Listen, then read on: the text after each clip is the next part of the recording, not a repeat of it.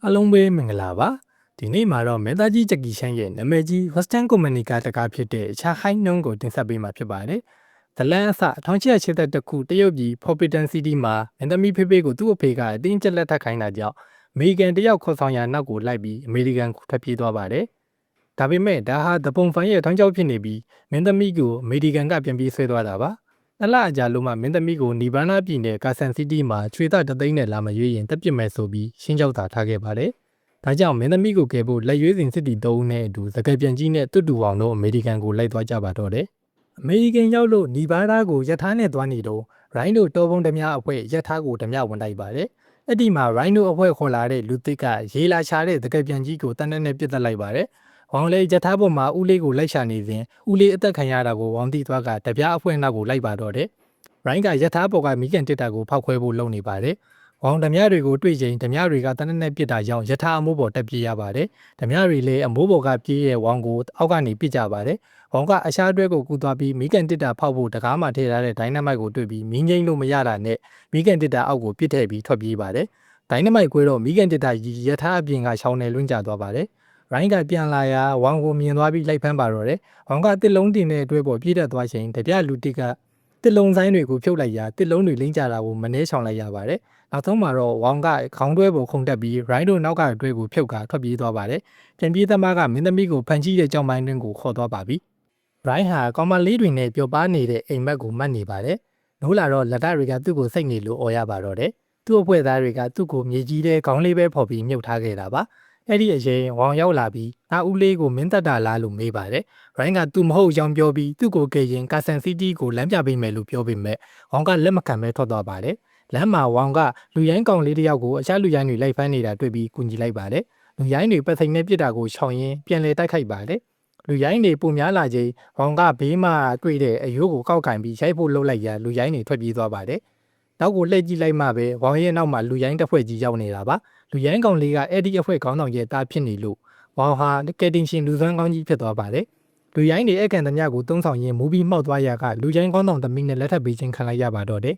။ဝေါင်ကိုသူမိမကမြို့ပေါ်လိုက်ဖို့ကမြင်းတကောင်လက်ဆောင်ပေးလိုက်ပါတယ်။မြင်းကဝေါင်သွားလျာလိုက်နေလို့ဆိုင်ပြေမှာနေခဲ့ဖို့ပြောရပါတယ်။ဝေါင်ဆိုင်ထဲရောက်သွားတော့လူတွေကသူ့ပုံတံကိုကြည့်ပြီးဝိုင်းရကြပါတယ်။ဝေါင်လည်းမှန်နေကြီးမှသူ့ရုပ်ကိုတွေ့ပြီးမျက်နှာပေါ်ခြေထားတာတွေကိုဖျက်လိုက်ပါတယ်။ဝေါင်ကိုအယူဆိုပြီးဆိုင်မြင်ကိုဇက်တုပ်ရာဝေါင်လဲစိတ်တူပြီးဆိုင်ထဲဝင်ကဇက်တုပ်သူတွေကိုတိုက်ခိုက်လိုက်ပါတယ်။အဲ့ဒီမှာရိုင်းနဲ့ပြန်တွေ့ပြီးရိုင်းလက်ကိုမတော်တဆရိုက်မိရာကရိုင်းဖဲကိုဆော့တာအခြားသူတွေတီးသွားပါတော့တယ်။ဒါနဲ့ဝေါင်နဲ့ရိုင်းတို့ဟာဆိုင်ကလူတွေနဲ့တက်ခိုက်ရင်းရဲဖမ်းတာခံလိုက်ရပါတယ်။ထောင်ထဲမှာဝေါင်နဲ့ရိုင်းတို့စကားပြောရင်းနားလည်မှုယူကမိတ်ဆက်လိုက်ကြပါတယ်။ဝေါင်ကမင်းသမီးကိုလာကယ်တင်နဲ့အကြောင်းပြောလိုက်ရာရိုင်းကရွှေတွေကိုလိုချင်တာနဲ့ထောင်ကနေလှုပ်အောင်ကူညီပြီးသွားရမယ့်နေရာကိုလိုက်ဖို့မယ်လို့ပြောပါတယ်။ဝေါင်ကအင်ဂျီကိုတင်းနဲ့ဆွအောင်လုပ်ပြီးထောင်တိုင်တွေကိုအင်ဂျီနဲ့ချီအင်ဂျီကိုလိန်ကာတန်တိုင်တွေကိုကိုးအောင်လုပ်ပြီးထောင်ကနေလွတ်ဖို့ကြိုးစားနေပါတယ်။ပထမတန်တိုင်တွေဝင်သွားပေမဲ့နောက်ထပ်တကားတန်တိုင်တွေကိုဖွင့်ဖို့လုပ်နေတော့မှပဲဝေါင်ရဲ့လူရိုင်းမိန်းမကနွားတွေနဲ့ထောင်သစ်သားနေရန်ကိုဆွဲဝင်ပြီးလာခဲ့သွားပါတယ်။ရိုင်းကဝမ်ကိုတနက်ပြင်းကြီးနဲ့ကောင်းပိုင်နေထိုင်ပုံတွေတင်ပေးပါတယ်။နောက်တဲ့မြို့ပေါ်ရောက်ချိန်သူတို့နှစ်ယောက်လုံးဝရမ်းထုတ်ခံထားရတာတည်သွားပါတယ်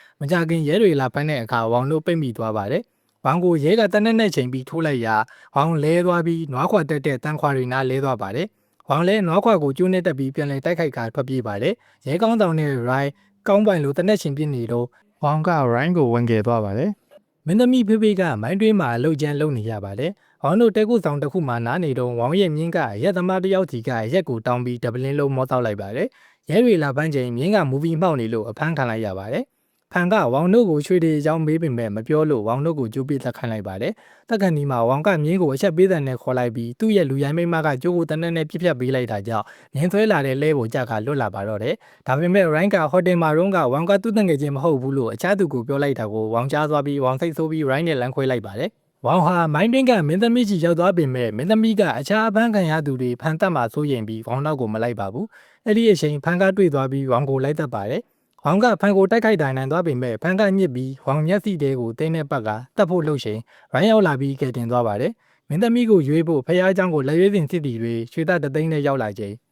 ဝေါင်နဲ့ရိုင်းကတင်းအုပ်ဆရာရောင်ဆောင်ပြီးဝင်လာပါတယ်။ဝေါင်ကစစ်တီတွေကိုမင်းသမီးကိုပြန်မခေါ်သွားဖို့စပြောနေတော့ဖန်ဘက်ကရဲတွေရောက်လာပြီးစစ်တီတွေကိုပြစ်ခတ်ပါတယ်။ဖန်နဲ့စစ်တီနှစ်ယောက်တိုင်းမြင်ရချင်းတိုက်ခိုက်ကြပါတယ်။ဝေါင်ကအမိန့်ဖီတန်တာကြောင့်စစ်တီတယောက်ကဝေါင်ကိုတိုက်ခိုက်ပါတယ်။ဝေါင်နိုင်သွားချိန်မင်းသမီးကိုဖန်ကတက်ဖို့လုပ်နေရကြောင်းဝေါင်ကကဲဖို့ပြီးသွားပါတယ်။ ရိုင်းကကြည်တောင်နဲ့ကျွန်တော်လို့ရဲမှုကိုတယောက်တောင်စီပဲကောင်းပွိုင်လို့ပြစ်မဲ့အကြောင်းပြောကအကာအကွယ်နောက်ကထွက်လာပေမဲ့ရဲမှုကညစ်ပြီးကြည်တံများနဲ့ပြစ်ပါတယ်ဒါပေမဲ့ရိုင်းကရဲမှုကိုပြစ်သက်နိုင်လိုက်ပါတယ်ခေါင်းလောင်းဒီပေါ်မှာတော့ဝေါင်နဲ့ဖန်တို့တိုင်းပညာပြိုင်နေကြပါတယ်ဝေါင်တို့တိုက်ခိုက်ခြင်းခေါင်းလောင်းတီးမီလို့နောက်ဦးသွားပြီးအပြင်ရောက်တော့ဖန်နိုင်သွားပါတယ်ဝေါင်ကိုဆင်းရောက်ကိုကန်ချလိုက်ပါတယ်ဖန်ကအောက်ဆင်းလာပြီးရိုင်းကိုတက်ဖို့လုပ်နေစဉ်မင်းသမီးကခေါ်ပြားနဲ့ဖန်ကိုရိုက်လိုက်ပါတယ်ဖန်ကမင်းသမီးကိုပြန်တိုက်ခိုက်ပြီးဓာတ်နဲ့ထိုးဖို့လုပ်ချိန်ဝေါင်ကခေါင်းလောင်းကျိုးနဲ့ဖန်လေပိန်းကိုပတ်ကခေါင်းလောင်းကြီးပြုတ်ကျအောင်ဘေးကဆိုင်းကျိုးတွေကိုဖြုတ်ချလိုက်ပါတယ်ခေါင်းလောင်းပြုတ်ကျတော့ဖန်ကကြိုးပေးတယ်လို့ဖြစ်ကတည်သွားပါတယ်ခေါင်းလောင်းကျရအောက်မှာရှိနေတဲ့ဝေါင်ကိုမင်းသမီးကပြေးဖက်တွန်းဖယ်လိုက်ပါတယ်